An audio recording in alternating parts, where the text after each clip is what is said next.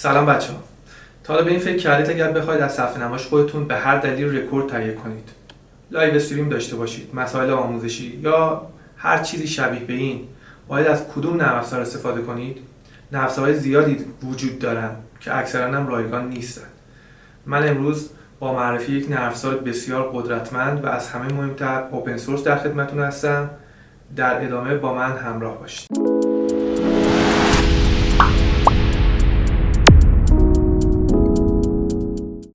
خب تنها کاری که لازم انجام بدیم این که براوزرمون رو باز کنیم و فایل رو دانلود کنیم. سرچ میکنم OBS.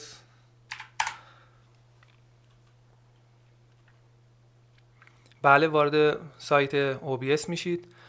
از قسمت دانلود وارد این صفحه میشیم. میبینیم که برای پلتفرم های مختلف ویندوز، مک و لینوکس فایل نصبی قرار داده شده. از اونجایی که خب من پلتفرمم ویندوز هست، قبلا فایل نصبی رو از این قسمت دانلود کردم. آخرین ورژن در این تاریخ C-0-2 هستش که یعنی C02 در واقع، و فایل ها هم به صورت بیتورنت و زیپ هم هست. حالا هر جور که تمایل داشتید فایل نصبی رو دانلود کنید. بعد از دانلود وارد مسیر دانلودتون بشید. OBS رو میبینید به شکل باور نکردنی ساده است، یعنی جزو نرم افزارهایی که فقط چند تا کلیک و تمام. یس رو میزنید. صفحه ولکام، نکست و مسیر پیش‌فرض رو از شما میخواد که مسیر پیش‌فرض معمولا همون درایو سی هست و من هم ترجیح میدم که رو همون درایو سی اون رو نصب کنم. اینستال. با توجه به منابع سخت افزاری سیستمتون ماکسیموم 1 تا 1.5 دقیقه 2 دقیقه نهایتا طول بکشه این نرم افزار رو سیستمتون نصب بشه و از قابلیت های این نرم افزار هر چی بگم کم گفتم. خب تا چند ثانیه و نصب تمام شد. فینیش.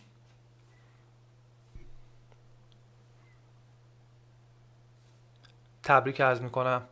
این صفحه اول نرم افزار OBS هست، نرم افزاری که قابلیت های جادویی داره واقعا برای کسایی که تولید محتوا رو انجام میدن، استریمرها و یوتیوبرها. خب بچه، سناریوی اولی که ما قراره امروز انجام بدیم رکورد از صفحه نمایشه. من خیلی سریع این پنل ها رو توضیح میدم. پنل سین رو داریم اینجا، همون صحنه ها، یعنی صحنه های شما مثل دوربینتون، وبکمتون و غیره. اینجا همون منابعی هست تو پنل سورس، همون منابعی که باید به صحنه هاتون اختصاص پیدا کنه که الان بیشتر واردش میشیم و توضیح میدیم. پنل آدیو میکسر رو دارید که صدای سخت افزار سیستمتون و صدای میکروفونتون اینجا نمایش داده میشه. سین ترانزیشن، شما زمانی که میخواید از یک صحنه وارد صحنه دیگه بشید، برای که این حالت خشکی رو نداشته باشه معمولا میان از یه حالت فید شده یا نرم استفاده میکنن که از اینجا میتونیم اون رو اعمال کنیم. و پنل کنترل. پنل کنترل هم توضیح زیادی داره که من سعی میکنم برای سناریوی امروز فقط قسمت آدیو و کدک مربوط به ویدیوش رو توضیح بدم و انشالله در جلسات آینده بقیه مسائلش رو توضیح میدیم، چون میخوام خیلی روون باشه و شما بتونید ساده این کار رو انجام بدید. خب ما میخوایم صفحه نمایش خودمون رو به عنوان یک صحنه داشته باشیم دیگه. حالا اجازه بدید من این رو پاک کنم، احتمالا شما این رو نداشته باشید. شما به صورت پیش‌فرض سین رو دارید. خب من روی این به علاوه یا همون کلید اد کلیک میکنم، یک نام دلخواه، همون دسکتاپ، و این صحنه منه، یعنی من میخوام از محیط صفحه نمایشم رکورد بگیرم. بعد شما میتونید به صورت اون پیش‌فرض اون سین اولیه رو هم پاک کنید، ریموو کنید، یا از همین باتن پایین همین سطل آشغال اون رو بزنید و دیلیتش کنید. الان فقط صحنه‌ای که وجود داره همون دسکتاپ. در مرحله بعد باید بیام در پنل سورس و منبع مورد نیاز دسکتاپ رو بهش بدیم که چی هست. از آیتم های موجود در این لیست بازشو شما باید از دیسپلی کپچر این مربوط به رکورد از صفحه نمایشه. این رو اجازه بدید دیسپلی کپچر انتخاب کنیم. در این مرحله از ما یک نام دلخواه رو میخواد.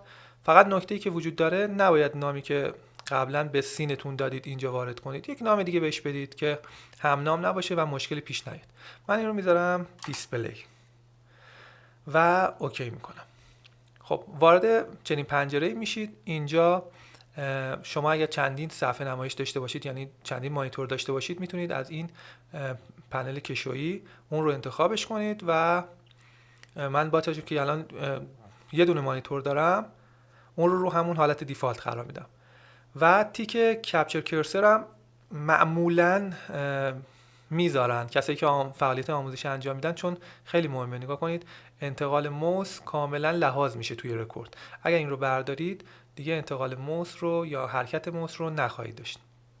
خب این رو هم تیکش رو بذارید باشه و اوکی. خب در این مرحله تنها کاری که لازمه انجام بدیم اینی که بریم صدامون هم در واقع سینک کنیم با قسمت رکورد. برای این کار وارد پنل کنترل بشید و از پنل کنترل ستینگ رو بزنید. این صفحه که باز شد، آدیو، قسمت آدیو رو که ببینید اینجا نوشته مایک، همون میکروفون شماست. تا 4 تا دیوایس خارجی رو میتونید به سیستمتون متصل کنید. یعنی اگر 4 تا میکروفون یا دیوایس خارجی به صورت ورودی وجود داشته باشه، میتونید اینجا برای OBS تعریف کنید. خب من قبلا میکروفونم رو همون میکروفون دیفالت رو بهش دادم. شما میکروفونتون رو از این لیست پیدا کنید، انتخاب کنید. این دسکتاپ آدیو و دسکتاپ آدیو 2 هم مربوط به سخت افزار، یعنی صدای خود سیستم هست، آلارم هایی که میاد و بقیه مسائل. شما فقط باید صدای ورودی خودتون رو که اگر از میکروفونی استفاده میکنید یا نهایتا میکروفونی که به ساز متصل هست، باید اینجا به نرم افزار معرفی کنید. و تنها چیزی که میمونه ویدیو هست. تو قسمت ویدیو اگر برای یوتیوب دارید کار انجام میدید، 1900 در 1080 هستش و آوتپوتتون هم دقیقاً باید 1920 در 1080 باشه. و من فکر میکنم فریم ریتی رو که شما میخواید ذخیره کنید همون 30 کفایت میکنه. من معمولا با همون 30 کارامو ضبط میکنم و نکته دیگه نمیمونه، اپلای و اوکی. خب شما یه باکس قرمز رنگ رو اینجا میبینید که در واقع این همون محیط یا سایزی هستش که شما میخواید ضبط رو انجام بدید.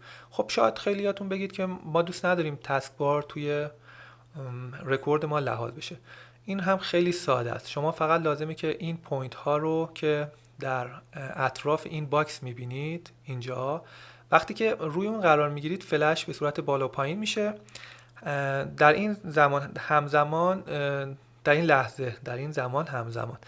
این لحظه آلت رو پایین نگه دارید و با جابجایی این پوینت یا همون انکر پوینت شما میتونید سایز رکوردتون رو تغییر بدید. نگاه کنید من اگه الان اینجا بذارم تسک بارم در محیط رکوردم قرار نمیگیره و اگر خواستید برگردونید به حالت قبل باید آلت رو حتما نگه دارید و این رو تغییر بدید به همون حالت پیش‌فرض خودش. اگر دقت کنید اینجا الان تسک بار وارد قسمت رکورد شد. خب اگرم بخواید سایز رو کوچیک بزرگ کنید که از این طریق میتونید سایز صفحه نمایش رو کوچیک کنید که حالا برای کسایی که از وبکم استفاده میکنن و اگر دیده باشید در پایین صفحه خیلی وقتا همزمان که دارن آموزش رو انجام میدن یعنی ضبط میکنن تصویر خودشون هم اون پایین هست. این رو هم حتما براتون توضیح میدم چون قابلیت جذابیه که خیلی وقتا به کارتون میاد. خب الان شما آماده ضبط هستید. اگه دقت کنید این پروسس بار توی قسمت آدیو میکسر در حال حرکت هست و این نشون میده که میکروفون شما به سیستم متصله. و توضیح دیگه ای نمیمونه. بریم یه در واقع نتیجه کار رو هم ببینیم، یه ضبط چند ثانیه داشته باشیم، نتیجه کار رو ببینیم. اینجا از قسمت کنترل روی استارت رکوردینگ بزنید و اگه دقت کنید این پایین ثانیه شمار شروع به حرکت میکنه، یعنی ما در حال ضبط هستیم 8 9 و 10. خب برای استاپ کردن رکوردرم رو خود همین باتن کلیک کنید و تمام. حالا وارد مسیری میشیم که فایلتون قرار داده شده. البته میشه مسیر پیش‌فرض رو هم تغییر داد، ولی خب فقط امروز میخوایم ببینیم کجاست. از قسمت فایل شو رکوردینگ، شما اگه دقت کنید اینجا رکورد انجام شده، با هم ببینیم. بزنید و اگه دقت کنید این پایین ثانیه شمار شروع به حرکت میکنه، یعنی بله به درستی رکورد انجام شده. من فکر میکنم برای جلسه اول کافیه. لطفا این کارا رو تمرین کنید، اصلا نگران نباشید وارد تب ها بشید، خیلی خیلی راحت با این قضیه برخورد کنید. چنانچه حالا اتفاق خاصی هم بیفته یا شما میتونید به حالت پیش‌فرض برگردونید یا نهایتا پاک میکنید، مورد خاصی نداره. هر کدوم از این آیتم‌ها رو دوست داشتید بررسی کنید که انشالله توی جلسه بعدی که در مورد تنظیمات تخصصی OBS میخوایم صحبت کنیم آشنایی داشته باشید. خیلی ممنون که تا انتهای ویدیو همراه من بودید. اگر سوال، انتقاد یا پیشنهادی دارید لطفاً تو کامنت ها برای من بنویسید. حمایت شما باعث دلگرمی ماست. تا آموزش بعد، خدا نگهدار شما.